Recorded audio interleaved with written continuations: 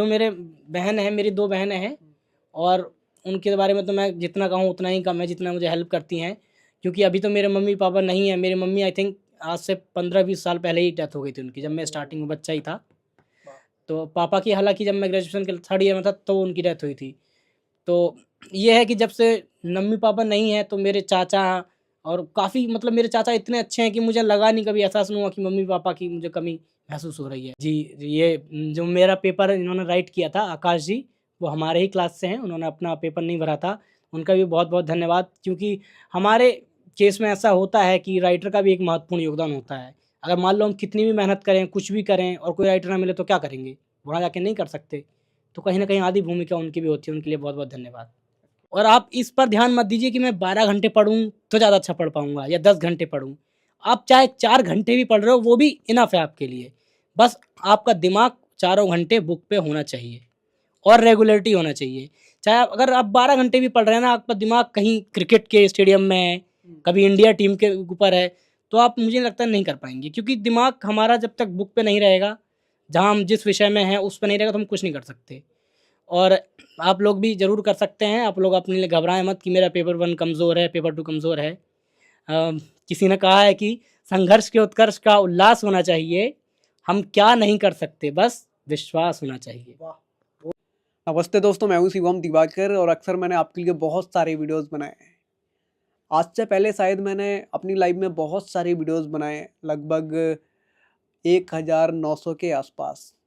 उसमें मैंने 1 से 2 वीडियो ऐसे बनाए हैं जिनसे बहुत सारे स्टूडेंट देख कर के रोने लगते हैं और कहते हैं कि भैया कि अगर घनश्याम जैसे लोग अगर एग्ज़ाम क्वालिफाई कर सकते हैं तो हम भी क्यों नहीं कर सकते, हमसे होता क्यों नहीं है। तो सबसे पहले घनश्याम जी, मैं आपको बहुत बहुत बधाई देना चाहूँगा कि आपका ये जेआरएफ हो चुका है इसके लिए। और आप दोनों लोग एक ही रूम में तैयारी करते थे, आपके जो रूममेट हैं वो और आप, और दोनों लोगों का एक साथ ही हो गया। आपको बहुत बहुत बधाई। धन्यवाद भैया, धन्यवाद। ये आपका कौन सा अटेम्प्ट था घनश्याम जी? ये मेरा एक्चुअली वैसे तो सेकंड अटेम्प्ट था, बट वैसे देखेंगे तो फर्स्ट अटेम्प्ट ही था, क्योंकि फर्स्ट टाइम जो दिया था तो वो कैंसिल हो गया था।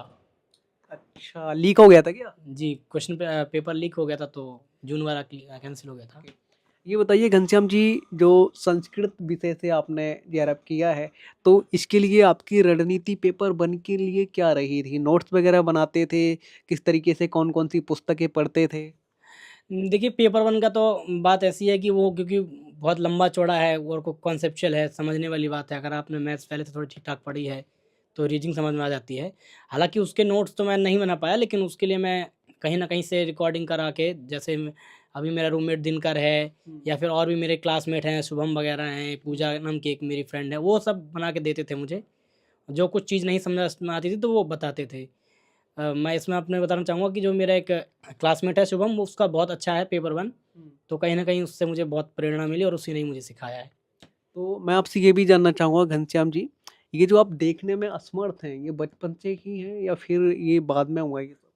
नहीं, ये तो 4-5 साल का जब मैं था तो हो गया था, मतलब बचपन ही कह सकते हो एक तरीके से। पिताजी क्या करते हैं आपके? पिताजी का तो ख़ैर अभी स्वर्गवास हो चुका है, तो काफ़ी ज़िम्मेदारियाँ अब आपके ऊपर ही हैं। हाँ, भैया ज़िम्मेदारियाँ तो हैं, क्योंकि जब पिताजी के बाद तो फिर मैं ही घर में बसता हूँ जिसके ऊपर ज़िम्मेदारी आती हैं। पेपर 2 के लिए आपने किस तरीके से अपनी रणनीति बनाई थी? उसमें भी दोस्तों ने आपकी काफ़ी हेल्प की है? जी हाँ, उसमें दोस्तों ने भी हेल्प की है और कहीं न कहीं यूट्यूब ने मेरी बहुत हेल्प की है, क्योंकि अधिकतर हालाँकि एक जगह किसी एक चैनल पे पूरी वीडियो नहीं मिल पाती हैं, लेकिन आधा कहीं से इस तरीके से मिल जाती है। और कुछ-कुछ जैसे कठिन-कठिन होते हैं, जो मतलब जैसे एक शिशुपाल वध हम एक हमारे में महाकाव्य लगा है, काफ़ी क्लिष्ट है, मतलब आसानी से कोई समझा नहीं पाता है उसको। तो उसके लिए मैंने एक बुक बना ली थी, जैसे कि आप देख रहे हैं ये बुक है, तो इसमें मैंने लिख रखा है। अब आप लोगों को समझ नहीं आएगा क्या है, तो मैं आपको 2 लाइन उसमें से पढ़ के सुनाना चाहूँगा। पढ़ के सुनाइए, ये किस तरीके से थी? जी, इसमें लिखा है, जैसे ये पहला ही श्लोक है, उसको ये मंगलाचरण है और वस्तु निर्देशात्मक है। तो इसमें कहा गया है कि श्रिया पतिः श्रीमती साष्टुम जगत जगन्निवास वासुदेव सद्मनि वसन् ददर्शा अवतरन्तं वसत् हिरण्यगर्भांग मुनिम हरि। ये पहला श्लोक है, ये बता रहे हैं कि किस तरीके से मतलब जो श्री कृष्ण ऊपर किससे उतर रहे थे तो किस तरीके से दिखे। पहले यहाँ पे विष्णु जी को मतलब विष्णु के जो पति सॉरी लक्ष्मी के जो पति हैं विष्णु जी, उनको मतलब उनको उनको इसमें दर्शाया गया है, बताया गया है कि और किस तरीके से वो पूरे जगत के जगन निवास हैं, जिसमें पूरा जगत भ्रमण करता है, निवास करता है। इस तरीके से मान लो जैसे कुछ-कुछ क्लिष्ट महाकाव्य थे, तो उनको मैंने मतलब नोट्स बना लिए, ब्रेलीकरण करा के और फिर पढ़ा। और जो-जो मुझे लग रहा था कि मतलब मैं वैसे ही समझ सकता हूँ, तो उसको मैंने यूट्यूब के माध्यम से और कुछ अपने दोस्तों के माध्यम से पढ़ा। घनश्याम जी, मैं आपसे ये जानना चाहूँगा, जैसे जो नॉर्मल स्टूडेंट होते हैं बिल्कुल ठीक-ठाक, उनके साथ भी बहुत सारी दिक्कतें आती हैं नोट्स बनाने में, लिखने में, ढूँढने में, किताबें वगैरह। तो आपके साथ तो मुझे लग रहा है और समस्याएँ आई हुई होंगी? हाँ, देखिए समस्याएँ तो आती हैं क्योंकि यूट्यूब पे भी मतलब पढ़ाते अच्छा हैं, बट क्योंकि कई बार होता है कि किसी का उच्चारण सही नहीं होता है। अब संस्कृत में तो श्लोक ऐसा होता है, अगर उच्चारण सही ना हो तो हम भी गलत कर देते हैं। क्योंकि मैं तो सुन रहा हूँ, मैं उसमें देख नहीं रहा कि इसमें लिखा क्या है। फॉर एग्ज़ाम्पल श्रिया लिखा है, अब वो श्रिया बोलेगा तो मुझे तो, हालाँकि मैंने शब्द पढ़ा है तो मुझे पता है कि इसमें तालव्य शाही आएगा। लेकिन मान लो किसी ने मान लो ये सुना नहीं है, कोई ग्रामीण क्षेत्र से ही पढ़ा है या फिर स्टेट से पढ़ा है मतलब नॉर्मली, तो उसको समझ नहीं आएगा, तो मिस्टेक कर सकता है। हालाँकि इसमें मिस्टेक का कोई रोल तो नहीं है, बट फिर भी एक समझने के लिए कई बार हम समझ नहीं पाते हैं कि वो क्या पढ़ रहे हैं, तो वो फिर दिक्कत देता है जहाँ पंक्ति आती है तो। आपने सेल्फ स्टडी की है अधिकतर? हाँ, मैंने तो सेल्फ स्टडी ही की है, कोचिंग का तो मेरा कोई नहीं था कहीं भी। अच्छा, ये मोटिवेशन जेआरएफ का कहाँ से मिला था? क्योंकि बहुत सारे स्टूडेंट कहते हैं भैया थोड़ा मदद हो जाएगी, जेआरएफ वगैरह मिलने लगेगा, तो आपने भी कभी ऐसा सोचा था? जी, मैं धन्यवाद देना चाहूँगा अपने एक मेरे टीचर थे डॉक्टर अवनीश सर, जो हंसराज कॉलेज में थे, जहाँ से मैंने ग्रेजुएशन किया है। उन्हों से उनसे मुझे काफ़ी मतलब उनसे मुझे इतनी प्रेरणा मिली, सर ने मुझे इतने अच्छी तरीके से समझाया, और मैं अगर अतिशयोक्ति ना करूँ तो सर ने जितना पढ़ाया मुझे काफ़ी अच्छा समझ आया। अभी तक उनकी जो पढ़ाई है वो अभी भी याद है। इसका मतलब ये नहीं कि औरों ने सही नहीं पढ़ाया, लेकिन मुझे उनकी बात एकदम सही समझ में आई और उनसे मुझे प्रेरणा मिली। वो हमेशा कहते थे कि नहीं, नहीं तुम कर सकते हो, बहुत अच्छा है। हालाँकि मेरा 12th तक संस्कृत नहीं था, 10th तक ही संस्कृत था। मेरा मन तो था लेने का, बट वही है कि हमारे स्कूल में नहीं था वो 12th तक, 10th तक ही था। तो मैंने ग्रेजुएशन में ले तो लिया, लेकिन मुझे पछतावा हो रहा था कि कहीं ऐसा ना हो कि मैं पढ़ पाऊँ, ना पढ़ पाऊँ। क्योंकि देखिए एक तो कंटेंट आसानी से मिलता नहीं है। अब बुक वगैरह हो नॉर्मल हो तो चलो कोई नहीं, आराम से बुक से पढ़ लो। लेकिन और चीज़ों पे जैसे हिंदी, इंग्लिश या और सब्जेक्ट है, उनके मुकाबले थोड़ा कम कंटेंट मिलता है संस्कृत का। तो उसकी वजह से मुझे थोड़ी-सी परेशानी हुई थी। लेकिन सर ने जिस तरीके से समझाया, मोटिवेट किया, तो अभी तक रहा, और उनके आशीर्वाद से ही, भगवान की कृपा से मेरा भी जीआरएफ निकल गया है।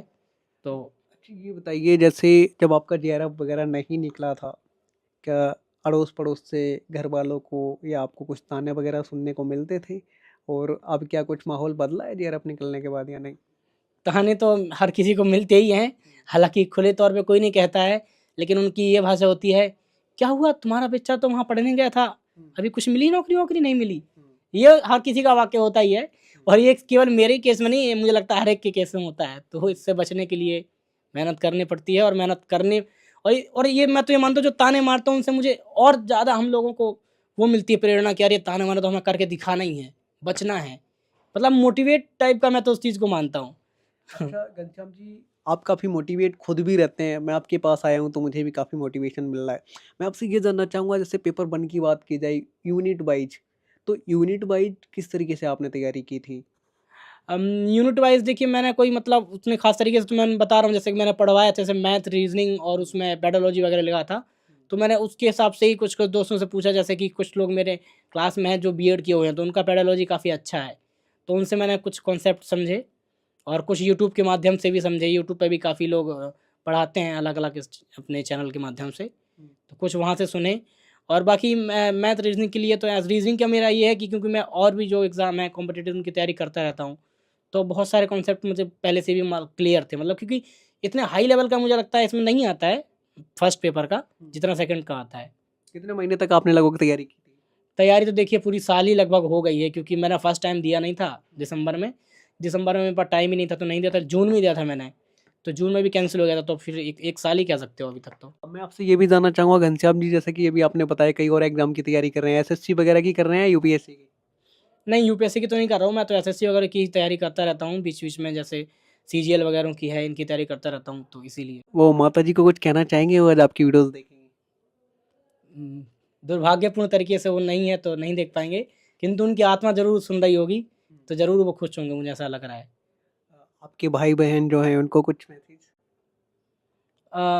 देखिए जो मेरे बहन हैं, मेरी 2 बहनें हैं, और उनके बारे में तो मैं जितना कहूँ उतना ही कम है, जितना मुझे हेल्प करती हैं, क्योंकि अभी तो मेरे मम्मी पापा नहीं हैं। मेरी मम्मी आई थिंक आज से 15-20 साल पहले ही डेथ हो गई थी उनकी, जब मैं स्टार्टिंग में बच्चा ही था। तो पापा की हालाँकि जब मैं ग्रेजुएशन के 3rd ईयर में था तो उनकी डेथ हुई थी। तो ये है कि जब से मम्मी पापा नहीं हैं तो मेरे चाचा, और काफ़ी मतलब मेरे चाचा इतने अच्छे हैं कि मुझे लगा नहीं, कभी एहसास नहीं हुआ कि मम्मी पापा की मुझे कमी महसूस हो रही है। मेरे चाचा बहुत अच्छे हैं, और मेरी बहनें तो उनके बारे में क्या ही कहना। तो काफ़ी हेल्प मिली है इन लोगों से, क्योंकि किसी भी चीज़ के लिए पैसे की आवश्यकता तो है ही।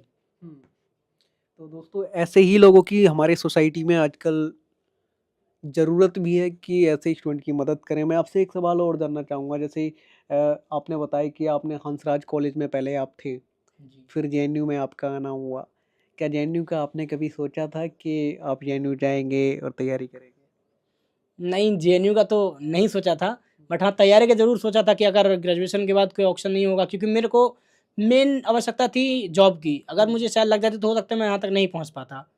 लेकिन भगवान को जो मंज़ूर होता है वो ठीक ही रहता है, तो उस टाइम जॉब नहीं लगी तो फिर मुझे एमए करना पड़ा। और जब आप बताते हैं कि यूट्यूब पे आप वीडियोज़ वगैरह देखते हैं, तो फ़ोन वगैरह कैसे चलाते हैं? कैसे आप उस टॉपिक का वीडियो निकाल पाते हैं? निकाल के दिखाएँगे क्या कुछ? हाँ, फ़ोन तो मतलब ईज़ी है, ये तो कॉमन हो गया है, एक टॉकबैक यहाँ है फ्यूचर। आपका फ़ोन, ये बुक के ऊपर है आपका फ़ोन। हाँ, दिखाइए निकाल के कैसे किस टॉपिक पे तो निकालते थे आप? जैसे कि फ्यूचर होता है ये तो टॉकबैक का, ये सभी स्मार्टफ़ोन में होता है। हुँ, बस अब हमें ऑन करना पड़ता है, जैसे ये भी यूट्यूब खुला है, हुँ, और इसमें अभी मैं तारक मेहता का उल्टा चश्मा देख रहा था, थोड़ा फ्री होकर। अच्छा, अच्छा। तो अगर जैसे कोई चीज़ निकालनी है, मान लो मैं क्या निकालता हूँ, चलो। मेरा हाँ, वीडियो निकालो शिवम दिवाकर का यूट्यूब पे। ठीक है, मैं निकालता हूँ। अ, सबसे आसान इसमें ये है कि आप वॉइस टाइप करके कर सकते हो, हालाँकि लिख के भी किया जा सकता है, पर लिखने में थोड़ा एक्स्ट्रा टाइम लगता है। अच्छा। तो मैं आपको क्या मेरा निकल सकता है शिवम हाँ, दिवाकर का हाँ, वीडियो? बिल्कुल, बिल्कुल, बिल्कुल। हाँ, शिवम दिवाकर वीडियो, अभी आ जाएगा आपका बिल्कुल।